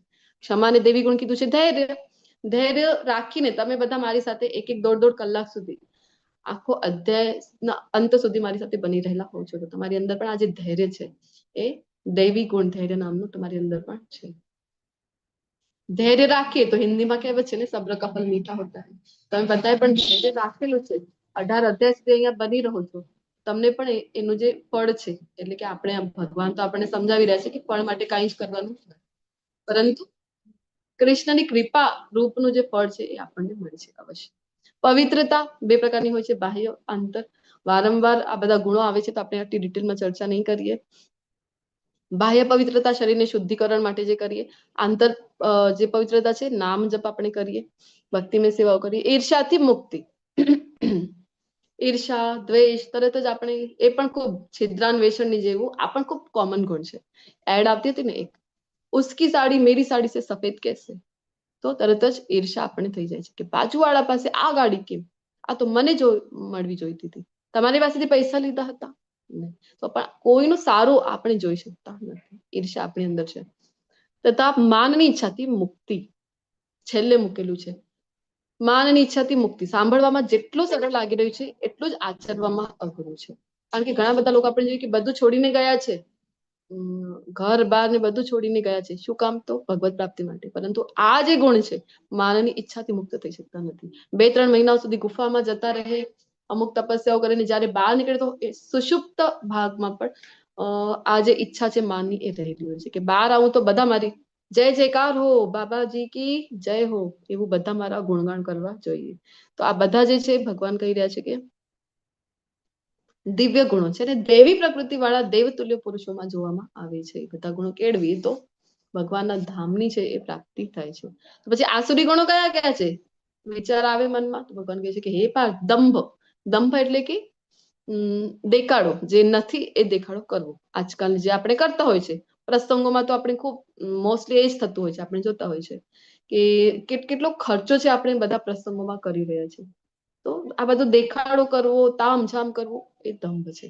સૌથી મોટો દંભ કયો છે? તો શ્રીલ પ્રભુપાદજી કહે છે કે હું ભક્ત છું, આ જે બતાવતા હોય છે ને આ સૌથી મોટો દંભ છે. દંભને ભગવાને આસુરી ગુણમાં મૂક્યું છે. દર્પ છે ઘમંડ, આપણે કહીએ ને કે ઘમંડ આવી જાય કોઈની પાસે, કોઈને પણ ના, હું એટલે તો કાંઈ છું, બીજું એટલે તો કાંઈ નથી. એક હોય છે અભિમાન. તો અભિમાન જે છે કાંઈક તમારી પાસે છે તો એ વસ્તુનું અભિમાન. સુંદરતા છે એનું અભિમાન આવી ગયું, ધન ખૂબ છે એનું અભિમાન આવી ગયું. તો આ થઈ ગયું અભિમાન. ક્રોધ, આપણે વાત કરીને થોડી વાત થઈ ગઈ, જમવામાં કંઈક ઓછું વધુ થઈ ગયું તરત જ આમ થાળી ફેંકી દેતા હોય છે, આ છે ક્રોધ. આસુરી ગુણ ભગવાન કહી રહ્યા છે. થોડી વાતમાં આપણું તો પારું ડાયરેક્ટ એક બનીને ડાયરેક્ટ 7મા પારે આપણો ક્રોધ છે એ ચડી જાય છે. તો ક્રોધ આસુરી ગુણ છે. કઠોરતા, ખૂબ રફલી જે વાત કરતા હોય છે તો ભગવાન કઠોરતાને કહી રહ્યા છે કે આસુરી ગુણ છે, કઠોરતા હોવી જોઈએ નહીં. આપણે જોઈએ ને કે કોઈ તો એમાં પણ છે કે સારું માનતા હોય કે ના, જો કોઈ એક કીધું તો આ તો સાંભળી ના લે કોઈનો, કોઈ એક કહેતા આ તો 4 સંભળાવી દે છે. હવે કઠોરતાને આસુરી ગુણ કીધું છે. અજ્ઞાન ઘણા લોકોને શું થાય છે કે જ્ઞાન લઈએ તો ઉપાધિ છે ને, અજ્ઞાનતામાં સુખ કહેતા હોય છે ને, ઇગ્નોરન્સ ઇઝ બ્લિસફુલ. અજ્ઞાનતામાં સુખ છે ખરું. તમને ખબર છે કે આગળ તમે નીકળ્યા છો રસ્તેથી, તમારા આગળ ખાડું છે તો પણ તમે ગાડી લઈને જાઓ છો અને સરળ ખાડું છે આટલું મોટું ઊંડો, તો પણ ગાડીને લઈને જાઓ તો શું તમારી ગાડીમાં ફસાઈ જાય, તમે પણ પડી જાઓ, ગાડી પણ પડી જાય નિંદમાં, સારું કહેવાય કે ના ના ના હું તો ઇગ્નોર કરીશ? અજ્ઞાનતા એ સૌથી મોટો આસુરી ગુણ ભગવાન અહીંયા આપણને જણાવી રહ્યા છે. ઘણા લોકોને થાય કે આ બધું જ્ઞાન લઈએ ભગવદ્ ગીતાનું તો ઉપાધિ થાય ને, તો ખબર પડે કે હા ઉચ્ચ લોક છે, નિમ્ન લોક છે, હેરાન થવાના છે. જ્ઞાન જ ન લઈએ તો કોઈ ઉપાધિ જ નથી. આપણે જો કહીએ કે ના કોઈ દેશમાં બંધારણ જેમ છે, કોઈ દેશમાં તમે ગયા છો તો એનું એક સંવિધાન તમારા ઉપર ઓટોમેટિક લાગુ થઈ જાય. તમે કહેશો કે ખબર જ નહોતી મને ખબર જ નહોતી. કોઈ દેશમાં તમે ગયા છો, અમુક દેશો તો એવા છે કે ત્યાં અનનેસેસરી તમને હોર્ન વગાડવાની પણ છૂટ આપવામાં આવતી નથી. તો ઘણા બધા રૂલ્સ છે અલગ અલગ દેશોના. જેમ સિંગાપુર જેવા દેશ છે તો ખૂબ ક્લીનલીનેસ ઉપર ધ્યાન રાખવામાં આવે છે. ત્યાં જઈને અહીંયા તો કેટલી ઇઝીલી આપણે રસ્તાની ગંદા કરતા જતા હોય છે. વિદેશમાં આ કરવું પોસિબલ છે નથી. ત્યાં જો તમે ગયા છો ને આવું બધું ગંદકી ફેલાવી જાય છે તો તરત જ તમારા ઉપર ચાલાન મૂકવામાં આવે છે, તરત જ કાર્યવાહી યોગ્ય કાર્યવાહી કરવામાં આવશે. એ સમયે જો આપણે કહીએ કે મને ખબર જ નહોતી આવા બધા રૂલ્સ છે, તો ચાલે બધા આપણી ઉપર. હરે કૃષ્ણ. વોઇસ ક્લિયર છે ને? હા તો માતાજી. બધા એકદમ ક્લિયર. Okay thank you. તો હરે રોજ કૃષ્ણ. છે આપણને ખબર નથી. હરે કૃષ્ણ. આપણા ઉપર એ લાગુ પડે છે. અગ્નિ છે, આપણે કહીએ કે ના નાનો બાળક હતું ને ખબર નહોતી તો હાથ એનો બળી ગયો, તો એવું ચાલે? અગ્નિનો ગુણધર્મ છે બાળી દેવું. તો નાનું બાળક હશે, અગ્નિની સમીપ જશે તો પણ અગ્નિ એનો ગુણધર્મ નથી હોતી. એવી રીતે બંધારણ પણ હોય છે. જે તે જગ્યા ઉપર તમે છો, તમે કોઈને એક્સિડન્ટ કરી દો ને કહો કે અરે ખબર નહોતી મને કે એક્સિડન્ટ કરવાથી આટલું બધું મારા ઉપર જે કાર્યવાહી કરવામાં આવશે, ખબર નહોતી મને, તો એ કહે છે કે તો ખબર કરવી જોઈતી હતી. સેમ આપણે કહીએ કે ના મને તો ખબર નહોતી કે આવા બધા કાર્યોને પાપ કહેવાય છે, એટલા માટે મારાથી થઈ ગયો, ભૂલથી થઈ ગયો, તો ચાલે? ના ચાલે. અજ્ઞાનતાને ભગવાન કહે છે કે આ બધા જે છે આસુરી પ્રકૃતિ વાળા માણસોના ગુણો છે. આપણને પ્રશ્ન થાય ને આ બધું જોઈને કે મારી અંદર તો આ બધા ગુણ તો મારી અંદર છે, ક્રોધ તો મને આવી જાય છે, અને ઈર્ષા તો મને પણ થાય છે. કોઈનું કઈ સારું થોડું થઈ રહ્યું છે તો મને તરત જ ઈર્ષા થઈ જાય છે. તો અજ્ઞાનતા તો મારામાં પણ છે. અત્યારે જ્યાં સુધી ક્લાસમાં આટલા બધા સમયથી આપણે નથી જોડાયેલા, તો અજ્ઞાનતામાં જ હોઈએ છીએ આપણે બધા. તો આસુરી ગુણ છે મારી અંદર, તો શું થશે મારું? પ્રશ્ન થાય કે નહીં? તો આપણા અંદર જે અસુર છે એને કેવી રીતે હરાવી શકાય, કેવી રીતે પરાસ્ત કરી શકાય? તો ખૂબ સુંદર ઉદાહરણ છે અહીંયા કે એક ટોપલો ભરીને ફળ છે, ધારો કે સફરજન એપલના ફ્રૂટ છે, એની અંદર એક સડેલો જો એપલ આવી કોઈ, અથવા તો આંબાની ટોકરીમાં એક સડેલો આંબો છે એ આવી ગયો, તો શું થાય છે? સતત આપણે હવે આંબાની સિઝન આવવાની છે ત્યારે આપણે શું કરતા હોય છે? કેરીની સિઝનમાં સતત થોડા થોડા દિવસે ચેક કરીએ છીએ કે કયું ફળ છે ખરાબ તો નથી થઈ ગયું. શું કામ? કારણ કે એક ખરાબ ફળ છે, આખી ટોકરી ભરીને ફળ જે છે સરસ મજાના ફ્રેશ હોય તો એ બધાને ખરાબ કરવાની ક્ષમતા રાખે છે. અહીંયા બીજું ઉદાહરણ છે કે ડસ્ટબિનની અંદર જો મોગરાનું સરસ મજાની સુગંધ હોય છે, મોગરાના પુષ્પમાં, તો મોગરાનું જે ફૂલ છે એ જો મૂકેલું છે તો એમાંથી સુગંધ આવશે કે દુર્ગંધ આવશે? ઓબ્વિયસલી દુર્ગંધ આવશે. તો અહીંયા સમજવાની જરૂર છે કે એસોસિએશનનું ખૂબ મહત્વ છે. જે સંઘમાં આપણે રહી રહ્યા છે એ સંઘનું ખૂબ જ મહત્વ છે. તો કરવાનું શું છે? તો ખૂબ કુશળતાપૂર્વક આપણો જે સંઘ છે એ આપણે નક્કી કરવું જોઈએ કે કયા સંઘમાં હું છું. હું ભૌતિક સંઘમાં છું સતત, તો પછી મારી ચેતના છે એ કયા લેવલની રહે છે? નિમ્ન સ્તરની રહે છે. તો ક્યારે પણ આપણે એનાથી બહાર નીકળી શકીએ નહીં. તો જરૂરત છે ભક્તોના સંઘમાં રહેવાની. જે ચૈતન્ય મહાપ્રભુ પણ આપણને કહીને ગયા છે, સંઘમાં રહેશો તો તમારી ભક્તિ કલયુગમાં ટકીને રહેવાની છે. જે સંઘમાં, ધારો કે કોઈ ઉદાહરણ લઈએ કે કોઈને વજન ઘટાડવું છે, હવે એ વ્યક્તિ એવા લોકો સાથે રહે છે જે આજકાલ આપણે કહેતા કે ખૂબ ફૂડી છે, ખૂબ ખાવા પીવાના શોખીન છે, અલગ અલગ ખાતા જ હોય છે કે આ ચલો નયો રેસ્ટોરન્ટ ખોલ્યો, આજે અહીંયાથી ખાઈ લઈએ, આજે કાલે ત્યાંથી ખાઈએ, સતત ખાવાની જ વાતો કર્યા કરે. અને આ જે પહેલો વ્યક્તિ છે એને તો વજન ઘટાડવું છે, એનો તો કોઈ ડાયટ ફોલો કરી રહ્યો છે કે પ્રોપર આજ ડાયટ આજ સમય મારે લેવું જોઈએ, અને સંઘ એવામાં રહી રહ્યું છે એ સતત ખાવા પીવાની વાતો છે, સતત કઈ ને કઈ ઓર્ડર કરી રહ્યા છે, સતત નયા નયા રેસ્ટોરન્ટમાં જઈ રહ્યા છે. તો વજન ઘટાડવું એ વ્યક્તિ માટે સંભવ છે કે નહીં? જણાવો તમે, બોલો. ઘટાડી શકશે? જે ડાયટનું ચાર્ટ બનાવેલું છે એ ફોલો કરી શકશે એ વ્યક્તિ આવા સંઘમાં રહીને? બિલકુલ બી નહીં. બિલકુલ બી નહીં. તો સેમ વે આપણને કરવી ભક્તિ છે. સંઘ કેવું છે આપણો? જે સતત ભૌતિકતામાં રહેતા હોય, આવા આપણે સંઘમાં છીએ. તો શું થાય? ભક્તિમાં ક્યારે પણ આગળ વધી શકાય નહીં. કહે છે કે હજી છોડો ને આ બધું, હજી કેટલી વાર છે, રિટાયર થઈ જાવ ને ત્યારે કરશો, અમે પણ તમારી સાથે કરીશું, એ સમય સાથે મળીને કરીશું આપણે બધા. એવા બધા જ્ઞાન આપણને આપવા ખૂબ જરૂરી છે. આપણા બાળકો માટે તો ખાસ કરીને અત્યારે અહીંયા એડલ્ટ ક્લાસ છે, મારી સાથે ઘણા બધા મોટી વયના પણ જોડાયેલા છો તમે બધા તો ઓલરેડી છો ભક્તિમાં. ખૂબ જરૂરી છે આપણે માટે કે આપણા બાળકો કયા સંગમાં રહે છે એ પણ જોવું. બાળકોને પણ આ સંગ મળે ભક્તોનું, એ આપણી જવાબદારી કહેવાય છે. ભક્તિમય પ્રક્રિયાઓ છે નાની નાની, કે જપ કરવાનો, શ્રવણ કરવાનો. શ્રવણમાં આપણે જોયું કે પ્રથમ જ પગથિયું છે ભક્તિમાં આગળ વધવાનું. તો અધિકારી પુરુષો માટે પાસેથી ભગવાન પોતે પણ કહે છે જે ગુરુ શિષ્ય પરંપરામાંથી આવે છે, અને એ જ ગુરુ શિષ્ય પરંપરાથી જ્ઞાન લો છો તો એઝ ઇટ ઇઝ આપણને મળે છે યથારૂપ. એમાં કોઈ જે વ્યક્તિ છે પોતાના મનનું એડ કરીને આપતો નથી, કોઈના મનની વાત અહીંયા આપણને સાંભળવી જ નથી. ગુરુ શિષ્ય પરંપરાથી જે શાસ્ત્રોમાં આપેલું છે એ આપણે સાંભળવી છે.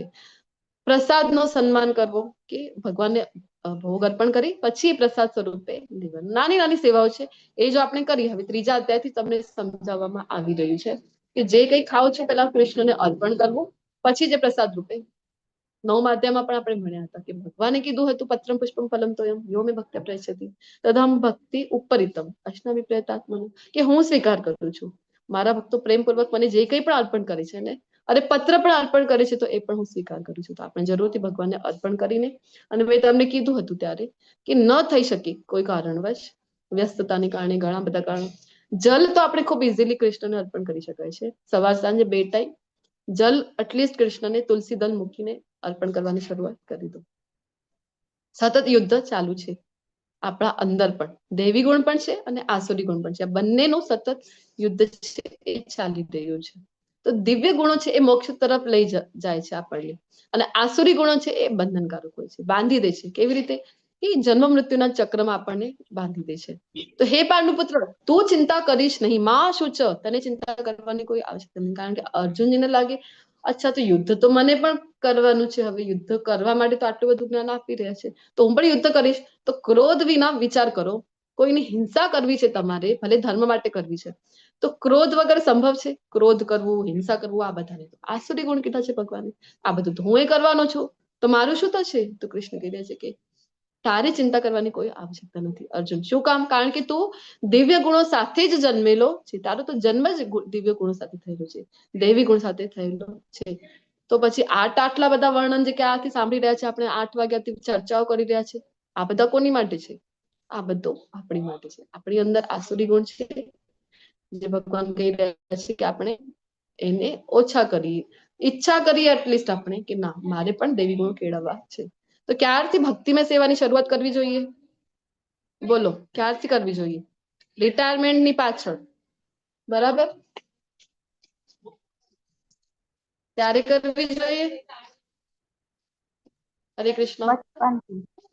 હરે કૃષ્ણ. હા, હરે કૃષ્ણ. બોલો. બચપનથી. નાનપણથી જ કરવી જોઈએ. અહીંયા ઉદાહરણ આપેલા છે. હરે કૃષ્ણ. ધ્રુવ મહારાજનું આપણે જોયું ને ઉદાહરણ, 5 વર્ષના હતા માત્ર, ત્યારે જ નીકળી ગયા હતા કે એવું તપ કર્યું હતું. 6 મહિનામાં ભગવાને આવીને પોતે દર્શન આપ્યા હતા એમને. તો ધ્રુવ મહારાજે 5 વર્ષની આયુમાં કર્યું. અને પ્રહલાદ મહારાજ, વિચાર કરો, પ્રહલાદ મહારાજ તો માતાના ગર્ભ, કયાદુ માતાના ગર્ભમાં જયારે હતા એ જ સમયે એમને પહેલા તો જે ઇન્દ્ર છે, ઇન્દ્રને હતું કે આ હિરણ્યકશિપુ જ આટલો બધો ઉપદ્રવ મચાવી રહ્યું છે અમારા જીવનમાં, હવે એની સંતાન આવવાની છે તો કેટલું બધું હેરાન કરશે એ તો અમને. તો ઇન્દ્ર તો ગયો હતો માતા કયાદુને ગર્ભમાં જ એનો સંહાર કરવા. શું કામ? કારણ કે ના રહેગા બાંસ ના બચેગી બાંસુરી, તો અમને આવશે જ નહીં તો કેવી રીતે હેરાન કરશે? ત્યારે નારદજી ગયા અને રોકે છે. ઇન્દ્ર તમને ખબર છે કોણ આવવાના છે?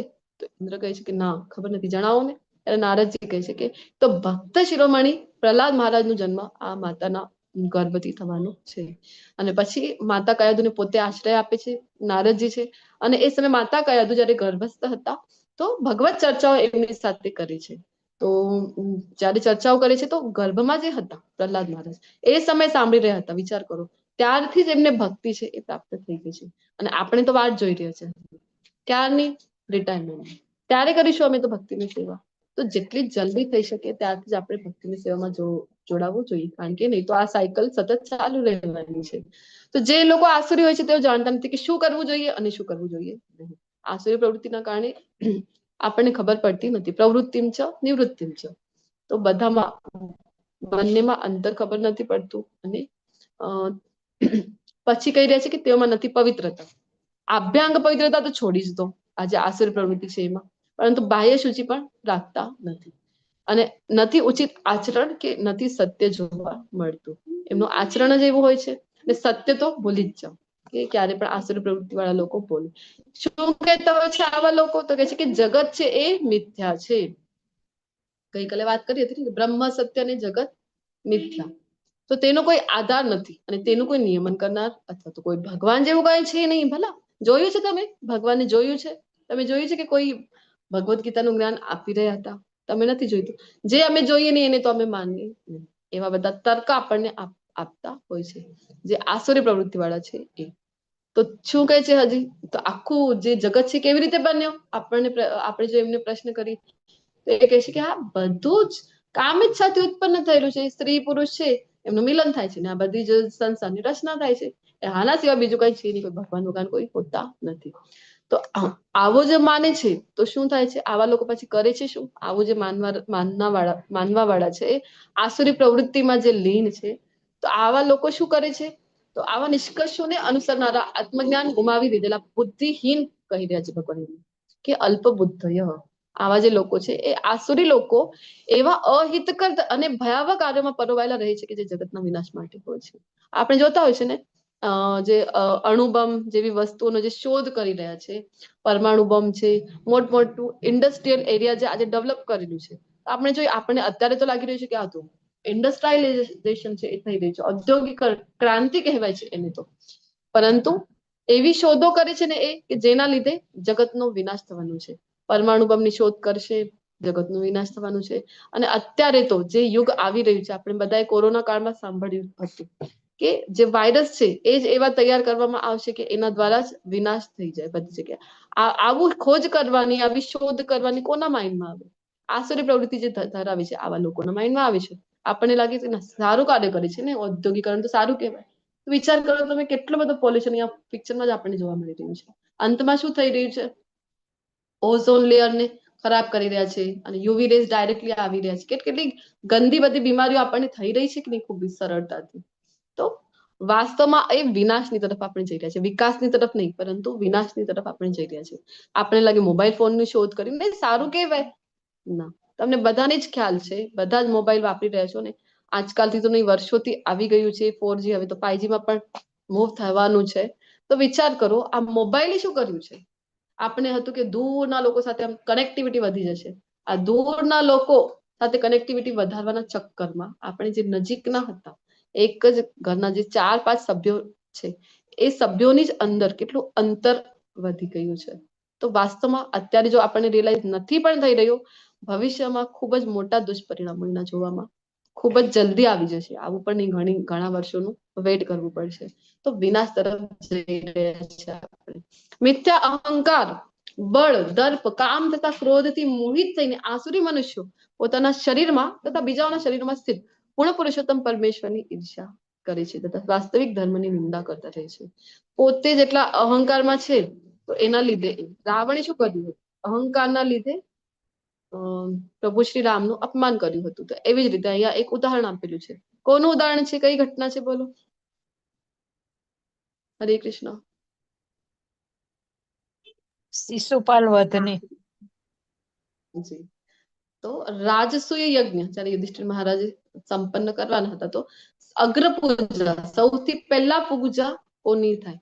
તો એના માટે જયારે ભગવાન શ્રી કૃષ્ણનું ચયન કરવામાં આવ્યું, એમની સેવા કરવામાં આવે છે, તો શિશુપાલ આસુરી પ્રવૃત્તિ ભગવાનની ઈર્ષ્યા કરે છે. તો ખૂબ ન કહેવાના શબ્દો કહે છે. અને ભગવાને વચન આપેલું હતું એમની માતાને કે 100 જે ભૂલો છે એ ક્ષમા કરીશ. તો 100 ભૂલો ક્ષમા કરે છે ભગવાન, એમને એક ચેતવણી પણ આપે છે. પણ શિશુપાલ કઈ સાંભળવા તૈયાર નથી, કારણ કે ભગવાનની ઈર્ષ્યા એટલી હતી એના મનમાં. અને પછી શું થાય છે? ભગવાન દ્વારા એનો સંહાર કરવામાં આવે છે. તો આસુરી પ્રવૃત્તિ છે. તો હે કુંતી પુત્ર, આપણને પણ થાય. તો આવી આસુરી પ્રવૃત્તિ વાળા લોકો છે તો શું ગતિ થાય? તો ભગવાન કહી રહ્યા છે કે હે કુંતી પુત્ર, આવા મનુષ્યો આસુરી યોનિમાં વારંવાર જન્મ ગ્રહણ કરીને ક્યારેય મારા સુધી પહોંચી શકે? સૌથી મોટો જે એનું કહેવાય આપણે કે પરિણામ છે, દુષ્પરિણામ છે, આ છે કે ક્યારે પણ ભગવાન સુધી પહોંચી શકાશે. આપણે જે ઈચ્છા કરીને તો કૃષ્ણ 13મા અધ્યાયમાં જોયું હતું ને, ઉપદ્રષ્ટા અનુમંતા છે, તો એને પ્રબળ કરી દે છે. આપણે ઈચ્છા કરી કે ના, મારે પણ ભગવાનનું ધામ એટલું સુંદર છે, ભગવાન પોતે એટલા સુંદર છે, મને પણ ભગવાનની સેવા કરવી છે. આવું જો આપણે વિચાર રાખીએ, ઈચ્છા રાખીએ, તો કૃષ્ણ એને પ્રબળ કરે છે. આપણે જો ઈચ્છા કરીએ કે ના, હું કઈ માનું નહીં તમારી, શું આ દિવસભર કૃષ્ણ કૃષ્ણ લઈને બેસી જાવ છો, કૃષ્ણની ઈર્ષા કરી ન માને, તો પછી કૃષ્ણ ક્યારેય પણ એવી પરિસ્થિતિ નિર્માણ નથી કરતા કે કૃષ્ણ સુધી આવી જાય. તો ઈચ્છા ખૂબ મહત્વની હોય છે. અહીંયા આસુરી પ્રવૃત્તિઓ છે, કૃષ્ણની ઈર્ષા કરે છે, તો કૃષ્ણ કહે છે કે ક્યારે મારા સુધી પહોંચી શકતા નથી. વારંવાર અધમ યોની, અસુર યોની પ્રાપ્ત કરે છે. તેઓ ક્રમશઃ અત્યંત અધમ જીવનની ગતિને પામે છે. સતત એની છે દુર્ગતિ થાય છે. અને નરકના 3 દ્વાર કહી રહ્યા છે. કોને કીધા છે? તો કામ, ક્રોધ અને લોભ. જો આપણી અંદર હોય તો કન્ફર્મ આરએસી નહીં, વેટિંગ નહીં, પરંતુ કન્ફર્મ ટિકિટ મળી જાય છે. ક્યાં નહીં? નરકની કન્ફર્મ ટિકિટ. અહીંયા ટ્રેનની મળે કે નહીં, ત્યાંની આપણને કન્ફર્મ ટિકિટ મળી જાય છે. તો દરેક શાળા મનુષ્ય તેનો ત્યાગ કરવો જોઈએ, કારણ કે તેમનાથી આત્માનું જે છે આપણું પતન થાય છે. તો આ જે કૌરવો હતા, તો કૌરવોમાં આ બધું જ હતું, એટલે કે કામ, ક્રોધ અને લોભ, 3 વસ્તુ એમાં જોવા મળતી હતી. દ્રૌપદી જે ભાભી હતા, ભાભી માતાને શાસ્ત્રો કહે છે કે માતાના સ્થાને છે જે ભાભી હોય છે. તો એમની તરફ આસ્થાની પ્રવૃત્તિ હતી, કામ હતું, પાંડવો પ્રત્યે ગુસ્સો હતો, ક્રોધ. એમને વારંવાર કેટલી વખત આપણે જોયું ને કે પ્રયત્ન કરવામાં આવ્યો, નાના હતા ત્યારથી જ ભીમને ઝેર ખવડાવવામાં આવ્યું. વાણાવ્રતની ઘટના છે. વારંવાર એમના સાથે યુદ્ધ કરતા હતા, એમનું બધું છીનવી લેવાનો પ્રયત્ન કરતા હતા, કારણ કે ગુસ્સો હતો ને હસ્તિનાપુરના રાજ્ય તરફ લોભ હતો કે અમને જ બધું મળી જાય. તો અને પ્રયત્ન પણ કરીને છલ કપટ લેવાનું, 3 વસ્તુ હતી. તો આ મનુષ્યમાં કેવા છે કે 4 ખામીઓ છે એ પરમનન્ટ છે. કઈ કઈ? તો સૌથી પહેલા તો છે ભૂલો કરવી. વારંવાર થઈ જાય છે કે નહીં આપણાથી ભૂલ, અરે ભૂલથી થઈ ગયો, ભૂલ થઈ ગઈ મારાથી, સતત આપણે કહીએ છીએ કે નહીં. તો માણસ માત્ર ભૂલને પાત્ર કહેવાય છે ને. તો હિન્દીમાં પણ કહે છે કે ઇન્સાન તો ગલતીઓ કા પુતલા. તો એવી રીતે ભૂલો સતત કર્યા કરીએ છીએ, કારણ કે ખામી છે, આપણે પરફેક્ટ નથી. આ માનવ દેહ છે. પછી ભ્રમિત થઈ જઈએ છીએ, કોઈ પણ વસ્તુથી જલ્દી આપણે છે એ ભ્રમિત થઈ જઈએ છીએ. ઇલ્યુઝનની લાઈફ, એક ઇલ્યુઝનની લાઈફમાં આપણે બધા જીવતા હોય છે. ઇન્દ્રિયો છે અપૂર્ણ છે. આપણે લાગે ના, આંખો છે મારી પાસે, આંખો છે તમારી પાસે. કોરોના વાયરસને જોઈ શક્યા હતા? નહીં. ખૂબ સૂક્ષ્મ હોય એને પણ નથી જોઈ શકતા. અને એક કાનનું ઉદાહરણ લઈએ આપણે, તો કાનનું કહેવાય છે ને કે જે બેટને શું કહેવાય છે ચમગાદડને ગુજરાતીમાં? ચામાચીડિયું. ચામાચીડિયું. ચામાચીડી. ધન્યવાદ માતાજી. ચામાચીડિયો છે તો એની આંખો જે છે વીક હોય છે, પરંતુ જ્યારે એ રાત્રે જ ઉડે છે ને, આંખો તો ઓલરેડી વીક છે, એમાં પણ રાતના ક્યાંથી દેખાશે એની ક્લિયર? તો એ જયારે ઉડે છે તો એમ કહેવાય છે ને કે જે આટલા મોટા જે હર્ટ્સ કહેવાય, એનું એક સાઉન્ડ એ ક્રિએટ કરે છે કે જેને પ્રતિધ્વનિ આવે અને એ સાંભળીને એ ઉડી શકે છે કે આ દિશામાં કંઈક છે. પ્રતિધ્વનિ આવે તો એને સમજાય છે કે અહીંયા કંઈક અડચણ છે. તો એ એટલી જેની કેપેસિટી છે ને જે વોઇસની, એટલી વધારે હોય છે કે આપણે એ સાંભળી શકતા નથી. તો આવી રીતે આપણી જે ઇન્દ્રિયો છે, આંખો છે, પરંતુ અંધારા રૂમમાં છીએ તો આપણે જોઈ શકતા નથી. એ જ આંખો છે, એ જ વસ્તુ છે. અંધારું થઈ ગયું, પેક રૂમ છે, રાત્રિના સમયે લાઇટ પણ ઓફ છે, તો કઈ જોઈ શકીએ નહીં, કારણ કે ઇન્દ્રિયો અપૂર્ણ છે. અન્યને અને આવી અપૂર્ણ ઇન્દ્રિયો સાથે આપણે પછી ઈચ્છાઓ આપણી કેવી છે? મને ભગવાન દેખાતા કેમ નથી? તો અપૂર્ણ ઇન્દ્રિયો સાથે કેમ દેખાય? આપણે ભૌતિક ચક્ષુથી એ સંભવ નથી. ગુરુ દ્વારા જ્ઞાન ચક્ષુ છે તમારી પાસે તો સંભવ છે. અન્યને છેતરવાની વૃત્તિ હોય છે. આપણને લાગે છે કે ના, કોને ખબર પડી છે, લાવ એને આપણે છેતરી લઈએ. છેતરવાની જે વૃત્તિ છે ને આપણી અંદર, એ કાયમી ખામી છે આપણી અંદર. પછી આપણે આસુરી પ્રવૃત્તિની વાત કરી રહ્યા છીએ, તો અલગ અલગ સમય જે તે યુગ પ્રમાણે ડિસ્ટન્સ વધારે હતું. ધારો કે સતયુગ હતો, તો સતયુગમાં અહીંયા ઉદાહરણ આપેલું છે હિરણ્યાક્ષનું. હિરણ્યાક્ષ જે હિરણ્યકશિપુના ભાઈ છે, પૃથ્વીને લઈ જઈને જયારે રસાતલમાં એ મૂકી આવ્યા હતા, તો રસાતલમાંથી એને કાઢવા માટે કયા અવતાર લીધું હતું? ભગવાને કયું અવતાર લીધું હતું? અહીંયા દર્શન થઈ રહ્યા છે. વરાહ અવતાર. વરા અવતાર. મારો દીકરો પણ કહી રહ્યો છે વરા અવતાર લીધું હતું. તો રસાતલ જેવી જગ્યા ઉપરથી કાઢવા માટે જે સુખ ભગવાન જો કેવા છે, કેટલા ભક્તવત્સલ છે, કેવું કેવું અવતાર છે ભક્તો માટે ભગવાન લેતા હોય છે. શુકર વિચાર કરો તમે, શુકર નો અવતાર અહીંયા લઈને આવ્યા છે. તો એ ક્યાંથી પ્રકટ થયા હતા બોલો? વરા અવતાર કઈ જગ્યા પ્રકટ થયા હતા?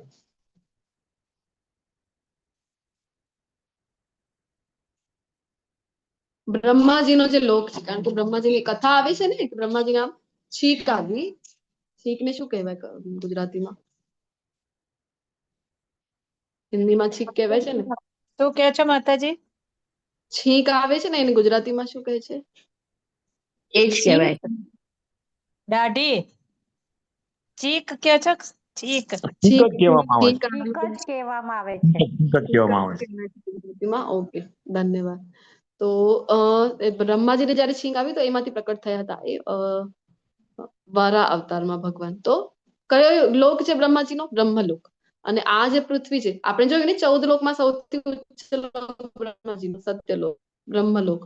ત્યાં અને પૃથ્વીને તો પૃથ્વીથી નીચેના જે છે અતલ, વિતલ, તલાતલ, સુતલ, રસાતલ, તો એ નીચેના ગ્રહમાં જયારે મૂકી દેવામાં આવી હતી. તો હિરણ્યાક્ષ ત્યાં છે રસાતલમાં, અને ભગવાન આવે છે સત્યલોક. એટલે કે ડિસ્ટન્સ જો કેટલો હતો કે આસુરી અને દૈવી ગુણના.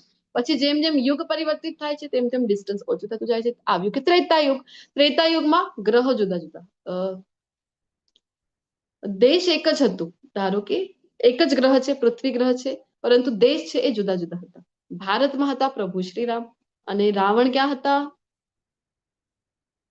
કઈ નગરી હતી રાવણની? શ્રીલંકામાં. શ્રીલંકા.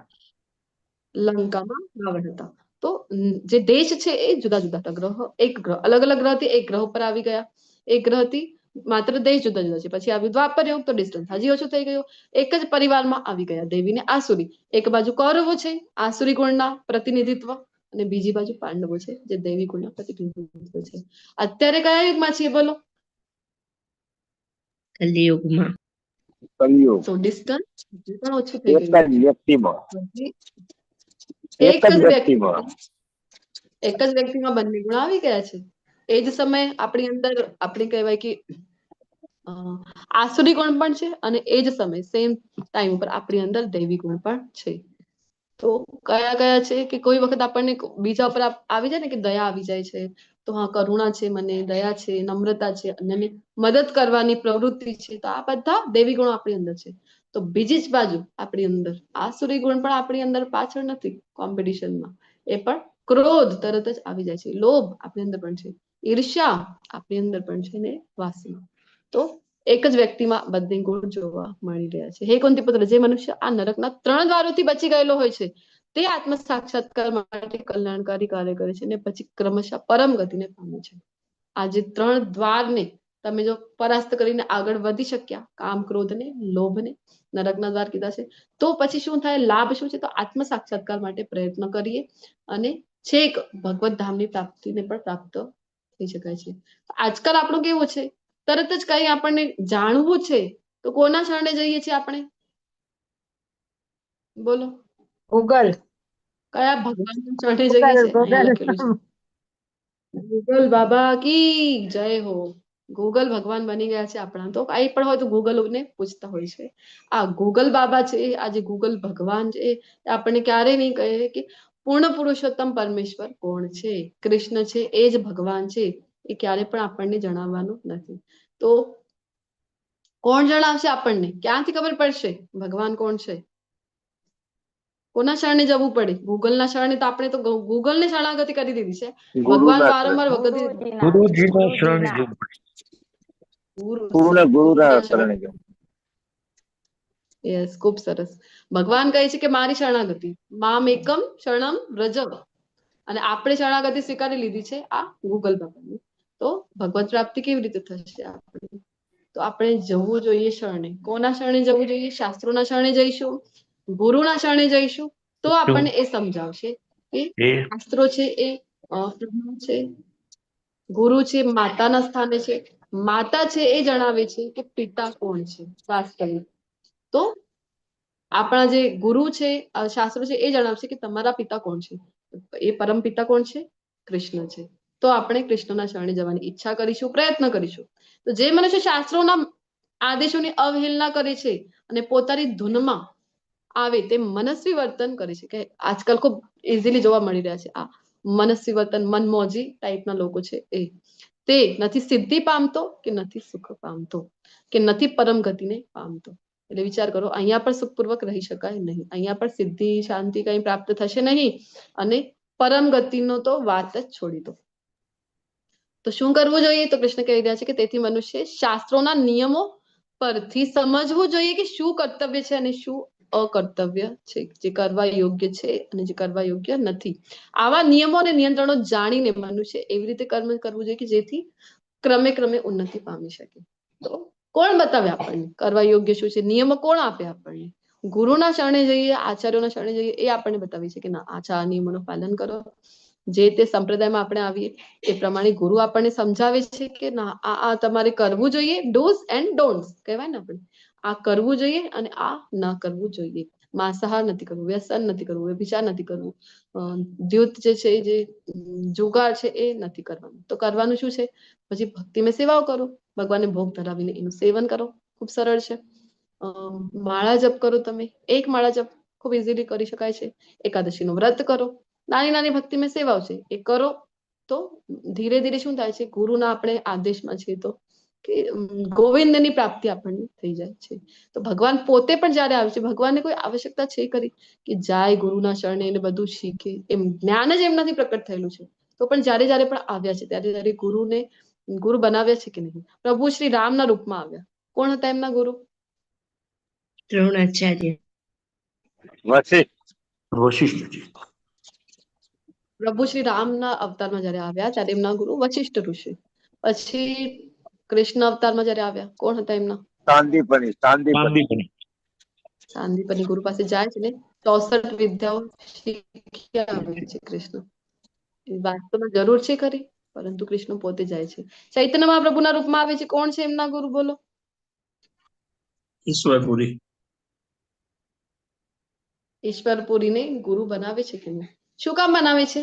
આપણા માટે એક ઉદાહરણ સેટ કરવા માટે. કારણ કે કૃષ્ણએ પોતે કીધું છે ને 3જા અધ્યાયમાં, યદ્યદ આચરતિ શ્રેષ્ઠ તત્તદ્દેવી તરોજનઃ. તો જેવી રીતે શ્રેષ્ઠ લોકો આચરણ કરે છે તો સામાન્ય જન એનો ફોલો કરતા હોય છે. આજકાલ જોઈએ છે ને આપણે, ખૂબ ઘણા બધા લોકો પ્રસિદ્ધ થઈને બેસી ગયા છે ઇન્ટરનેટ ઉપર, અને બીજા બધા લોકો તેમના ફોલોઅર છે, જે એ કહે છે એ કરવા તૈયાર થઈ જાય છે. તો અહીંયા કૃષ્ણ પોતે આવીને ઉદાહરણ છે એ સેટ, એક્ઝામ્પલ સેટ કરે છે. તો આપણા અંદર જે અસુર છે એને કેવી રીતે પરાસ્ત કરી શકાય? કયો અસુર છે? કામ, ક્રોધનો, લોભ. કેવી રીતે પરાસ્ત કરીશું? તો જે કંઈ પણ ભક્તિમય સેવા છે એ આપણે કરીશું તો આપણા અંદરના અસુરને અવશ્ય આપણે ગુરુ દ્વારા જે બતાવવામાં આવેલું છે એ મુજબ આચરણ કરીશું, ભક્તિની સેવા કરીશું, નામ જપ કરીશું, તો જરૂરથી આપણા અંદરના અસુરને આપણે પરાસ્ત કરી શકીશું. શાસ્ત્રોના શરણે જઈએ, ભગવદ્ ગીતાના શરણે જઈએ. પ્રથમ પગથિયું છે ભક્તિમાં આવવાનું ભગવદ્ ગીતા. ભગવદ્ ગીતાના શરણે જઈએ. તત્વત કૃષ્ણ કહે છે કે તત્વત મને સમજો. તત્વત કૃષ્ણને જાણીએ, કૃષ્ણના ઉપદેશો શું આપીને ગયા છે કૃષ્ણ, એ આપણે ફોલો કરીએ તો અવશ્ય એક દિવસ ભગવત પ્રાપ્તિ થાય છે. આની સાથે દૈવી તથા આસુરી સંપદા નામનું 16મો અધ્યાય છે એ પૂર્ણ થાય છે. તમે બધા પણ જે તે દૈવિક ગુણો સાથે મારી સાથે અત્યાર સુધી બની રહેલા છો, ધૈર્ય છે, નિશ્ચય છે, શાસ્ત્રોનું અધ્યયન કરવાની જે તમારી બધાની ઈચ્છા છે, એ બધાને પ્રણામ. ખૂબ ખૂબ આભાર. વાંછા કલ્પતરુભ્યશ્ચ કૃપા સિંધુભ્યેવ ચ પતિતાનાં પાવનેભ્યો નમો નમઃ. હરે કૃષ્ણ. નમઃ. જય શ્રી કૃષ્ણ. હરે કૃષ્ણ. હરે કૃષ્ણ.